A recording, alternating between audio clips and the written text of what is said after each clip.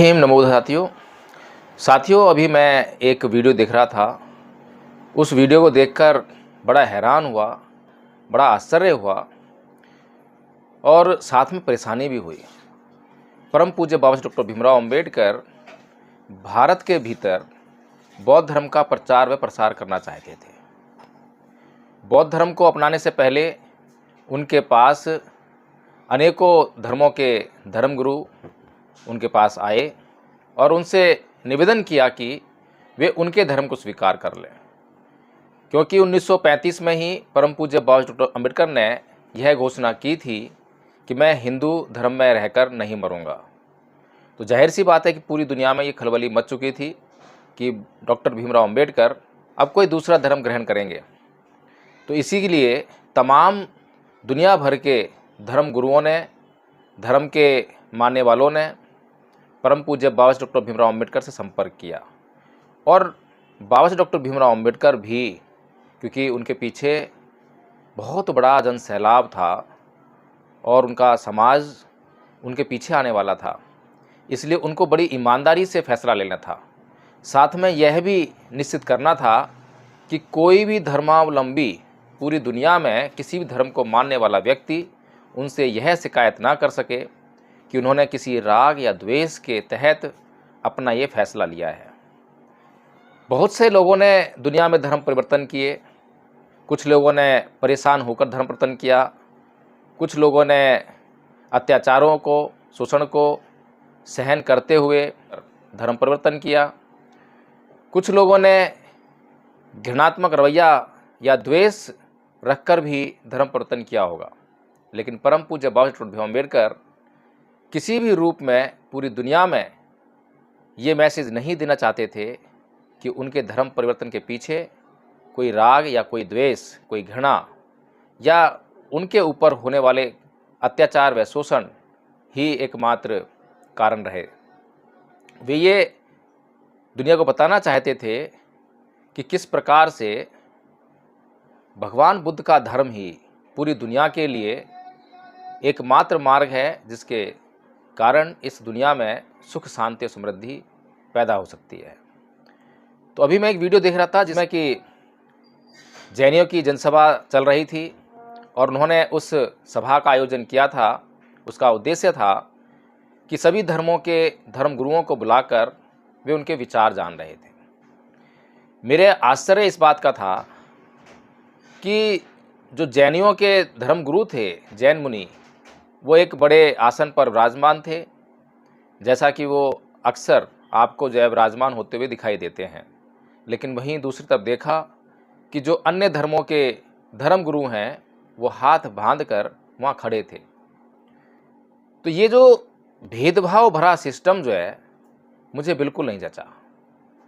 पहली बात तो किसी भी बौद्ध भिक्षु को ऐसे कार्यक्रम में जहाँ की उनके सम्मान की उचित व्यवस्था ना हो, हालांकि निंदा और प्रशंसा से कोई भी बौद्ध भिक्षु अलग रहता है, उसको ना तो निंदा का भय रहता है ना ही प्रशंसा की अपेक्षा होती है, लेकिन फिर भी समानता का व्यवहार उसकी गरिमा के लिए आवश्यक होता है। यदि कोई उसकी निंदा करता है तो उस पर प्रतिक्रिया ना दे, कोई प्रशंसा करता है तो भी प्रतिक्रिया ना दे, लेकिन यदि कहीं पर कोई व्यक्ति उसको सुनने के लिए उचित व्यवहार करने का इच्छुक ना हो तो इसका मतलब ये है कि वे व्यक्ति जो बौद्ध भिक्षु बोलने वाला है, जो बौद्ध भिक्षु ज्ञान देने वाला है, उसको ग्रहण करने के लिए पात्रता नहीं रखते हैं, उसको ग्रहण ही नहीं कर सकते हैं। तो एक फॉर्मेलिटी पूरी की गई और फॉर्मेलिटी में ये दिखाई दिया कि जैन मुनि को जो है बहुत बड़ा स्थान वहाँ पे मिल रहा है और बौद्ध भिक्षु और अन्य धर्म के लोग हाथ बांध के वहाँ खड़े हैं और वो प्रश्न कर रहे हैं। और बौद्ध भिक्षु का प्रश्न जैन मुनि से ये था कि क्या कारण रहा कि भगवान बुद्ध का धर्म भारत की सीमाओं को लांघकर पूरे विश्व में फैला, लेकिन जैनियों का धर्म जो है भारत में ही सिमट कर रह गया।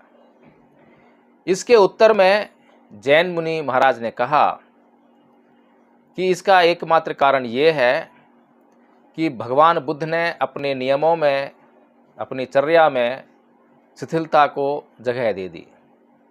उन्होंने मांस भक्षण को इजाज़त दे दी, बाद में दे दी, क्योंकि मैं बताना चाहता हूँ कि मांस भक्षण की इजाज़त उनके मरने के बाद नहीं, बल्कि उनके संघ में, उनके जीते जी जब विनय लागू हुआ, तभी ये संघ को जो है इस बात की अनुमति थी। लेकिन मांस भक्षण, जो कि जैन मुनि यहाँ तक कह गए कि मरे हुए जीव का जो भोजन करने की इजाज़त बौद्धों को थी, तो जैन मुनि जो कि इस बात के माध्यम से ये कहना चाहते हैं, जिस प्रकार से कि जो हिंदू, सनातनी, वैष्णव अपने आप को कहने वाले लोग जो मांस भक्षण से घृणा करते हैं, मांस शब्द से घृणा करते हैं, मांस शब्द सुनते ही छी छी छी के भाव आते हैं, यही शब्द जो है जैन मुनि महाराज जी के भीतर भी हमें दिखाई दिए ऐसे भाव। और भगवान बुद्ध ने मांस भक्षण के लिए किन परिस्थितियों में भिक्षुओं को अलाउ किया है, इसको समझे बगैर जैन मुनि ने ये टिप्पणी कर दी। फिर उन्होंने यह भी कहा कि क्योंकि भगवान बुद्ध का मार्ग मध्यम मार्ग है, ये भी जानकारी रख रहे हैं कि मध्यम मार्ग है, और ये भी स्वीकार कर रहे हैं जैनियों का जो मार्ग है वो मध्यम मार्ग नहीं है, वो अति कायक्लेश का मार्ग है। लेकिन ये मानने के लिए, ये समझने के लिए बिल्कुल तैयार नहीं है कि जो कायक्लेश का मार्ग है जिसे भगवान बुद्ध ने छोड़ा, तो उसके पीछे क्या कारण था। क्या वास्तव में जो भगवान बुद्ध कर रहे हैं वो प्राकृतिक है, या जो जैनी लोग करते हैं वो प्राकृतिक है। एक ही मापदंड हो सकता है किसी भी चीज़ की, किसी भी बात की सत्यता की जांच करने के लिए, वो है प्राकृतिक गुण। जो गुण प्राकृतिक है, प्राकृतिक नियम है, उसको आप कैसे अनदेखी कर सकते हैं। मांस भक्षण जो भगवान बुद्ध ने कहा, और साथ में जैन मुनि ने यह भी कहा कि करुणा के लिए बात करते हैं लेकिन मांस भक्षण को अलाउ कर देते हैं, एक तंजात्मक टिप्पणी भी दिखाई दी। तो मांस भक्षण जो भिक्षु संघ को अलाउ किया था, किसी भिक्षु को यह नहीं कहा था कि आप अपनी जीव के लिए भोजन करना, बल्कि भिक्षुओं को साफ साफ संदेश था कि कभी भी भोजन को जो है अपनी जीव के लिए मत करना। भोजन का संबंध जीव से बिल्कुल भी नहीं है, भोजन का संबंध आपके पेट से है। पेट को जिस चीज़ की आवश्यकता है उसे भोजन कहते हैं, और अगर कोई भी पदार्थ भोजन के रूप में उपलब्ध है तो वो भोज्य है, वो खाद्य है, वो ग्रहण करने योग्य है, उससे आप इनकार नहीं कर सकते हैं। लेकिन किसी जीव का अगर मांस आपके लिए उपलब्ध है तो उसमें आपको सिर्फ यह देखना है कि कहीं आपके द्वारा आदेश देने पर तो वो भोजन तैयार नहीं किया गया है, कहीं आपके संकेत करने पर तो वो भोजन तैयार नहीं किया गया है। यदि आपने संकेत नहीं किया, आपने आदेश नहीं किया, आपने कोई इच्छा प्रकट नहीं की कि मुझे मांस का ही भोजन करना है, और जो आप द्वार पर खड़े हुए और जो भिक्षा पात्र में आपके भोजन डाल दिया गया, तो उसे तो आपको ग्रहण करना ही है। फिर वो आपके लिए केवल भोजन है। फिर समाज में आपको करुणा, मैत्री का संदेश देना है, जीवों के प्रति दया रखने का संदेश देना है। तो जीवों के प्रति दया रखना, करुणा रखना और एक भोज्य पदार्थ को ग्रहण करना, दोनों बातें एक दूसरे के पूरक हैं, एक दूसरे से बिल्कुल भी अलग नहीं है। जीव जब तक जीव रहता है, जब तक उसके अंदर जीवन है। जैसे ही जीव अपने प्राण त्याग देता है, तो वह उस जीव के लिए वह शरीर की कोई उपयोगिता नहीं रहती। या तो उसको ऐसे ही बेकार हो जाने दीजिए, या फिर उसको जो है अन्य जीवों के लिए भोजन के रूप में प्रयोग होने दीजिए। ये प्रकृति का नियम है।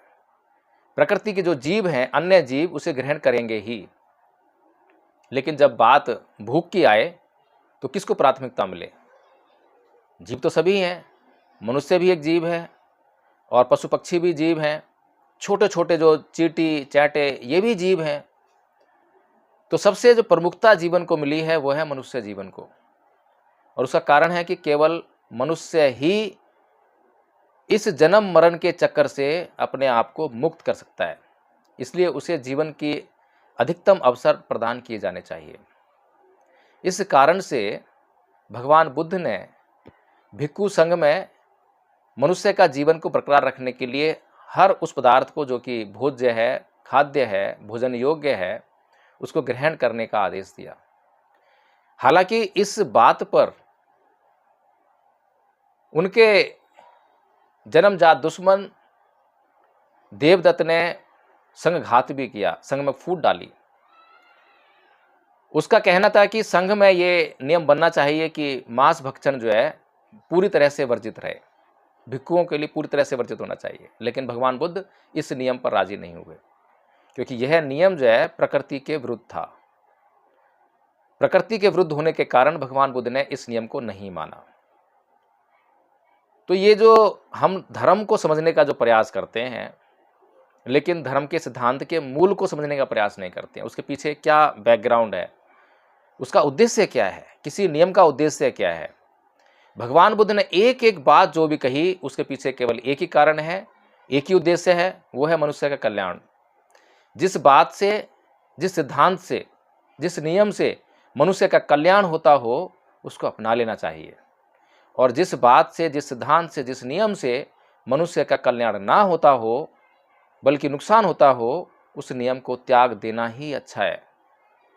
यही कसौटी है भगवान बुद्ध के धर्म की।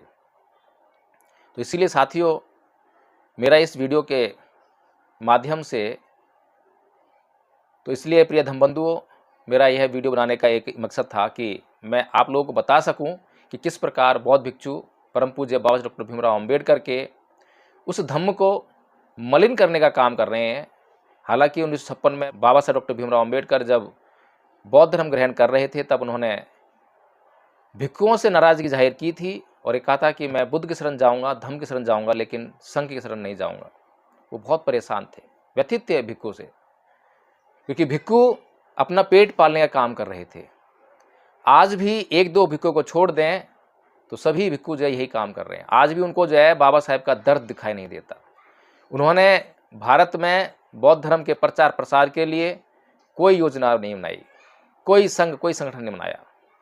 जितने भी संगठन चल रहे हैं, जितने भी आप लोग संगठन देखते हैं, उन संगठनों को चलाने के लिए उनके पास कोई नियम नहीं है, बस चलते जा रहे हैं, क्योंकि कहीं ना कहीं कोई ना कोई प्रभाव उनके पास है। और जिनके पास प्रभाव है, उनके संगठन जो है आगे गति कर रहे हैं। लेकिन कोई स्पष्ट योजना ना होने के कारण, कोई उद्देश्य ना होने के कारण, नियम ना होने के कारण वे संघ और संगठन उचित परिणाम नहीं दे पा रहे हैं। इसीलिए मेरा आप लोगों से आग्रह है कि धम्मपद संघ की शुरुआत हो चुकी है। बिल्कुल उसी योजना पर शुरुआत हुई है जिस योजना पर परम पूज्य बाबा डॉक्टर भीमराव अम्बेडकर इस भारत को बौद्ध में करने के लिए इच्छुक थे। आप इस संघ में आकर देखें। मैं आपसे पहले से ये नहीं कह रहा हूँ कि आप जो है आएँ और इसमें जुड़ें, इसमें दान कीजिए, इसमें ये कीजिए, मैं कुछ नहीं कह रहा हूँ। मेरा इसमें कुछ कहने का अपना कुछ है भी नहीं। मैं संघ में एक सदस्य मात्र हूँ। उसमें नियम बनाए गए हैं, नियमों की भी वाचना हो रही है, उसके बाद उनको अंतिम रूप दिया जाएगा और नियम तोड़ने वालों के खिलाफ दंडात्मक कार्रवाई भी होती है। संघ की कार्यकारिणी है और संघ की कार्यकारिणी में केवल आचार्य लोग ही शामिल होते हैं।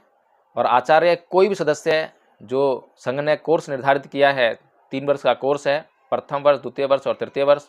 जो भी प्रथम वर्ष का कोर्स, जो कि बहुत मामूली है, जिसमें क्षमा याचना, शील याचना, नमन, तिसण, पंचशील, धम्मपालन गाथा और धम्मपद के 5 पद हैं। जो कोई इस कोर्स को याद कर लेता है वह आचार्य बन जाता है, जिसके लिए कि एक बोर्ड गठित होता है, परीक्षा लेता है और उस परीक्षा में पास होने के बाद उसको आचार्य घोषित किया जाता है। तो कोई भी जो आचार्य बन जाता है वो स्वतः ही संघ उसको जो है निमंत्रण देता है कि आप कार्यकारिणी सदस्य बन सकते हैं, यदि आप संघ की कार्यकारिणी को उसकी मीटिंग के लिए समय दे तो इस तरह से जो है बिल्कुल एक ऐसी प्रक्रिया को हमने अपनाया है, ऐसी योजना को बनाया है जिसमें किसी एक व्यक्ति के लिए, उसके निजी विचारों के लिए कोई स्थान नहीं है। संघ में सभी को समान रूप से उसमें योग्यता के आधार पर, जितनी योग्यता है उतना आप काम कीजिए, समान अवसर उपलब्ध है। तो आइए और देखिए, जांच कीजिए और इस योजना का हिस्सा बनिए। तो इसी के साथ मैं यह बताते हुए कि केवल शरीर पर चीवर या कांसा वस्त्र डालने से कोई बौद्ध भिक्षु नहीं हो जाता है। बौद्ध भिक्षु होने के लिए जो गुण विनय में बताए गए हैं, भगवान बुद्ध ने उस पर बहुत फोकस किया है, बाबा साहेब ने भी बहुत फोकस किया है। इसलिए हमें जो है इस बात पर बहुत कड़ी नज़र रखनी चाहिए कि कौन बौद्ध भिक्षु है और कौन भिक्षु नहीं है। ऐसा आचरण करने वाले, जो कि जैन मुनि वहाँ पर प्रवचन दे रहे हैं, उन्हें एक आसन मिला है और वे लोग आकर नीचे हाथ बांधकर खड़े हुए हैं जबकि मुझे तो लगता है कि जितने भी धर्मगुरु थे उनके लिए समान आसन होने चाहिए थे। यहाँ छोटे बड़े की बात भी नहीं है। तो इसीलिए जो है आप लोगों को ये निश्चित करना पड़ेगा कि आपकी गरिमा जिन लोगों से जुड़ी हुई है उनकी भी गरिमा होनी चाहिए, उनका व्यवहार जो है संयमित होना चाहिए। तो साथियों, इसी साथ मैं आपसे राय लेता हूँ। जय भीम, नमो बुद्धाय।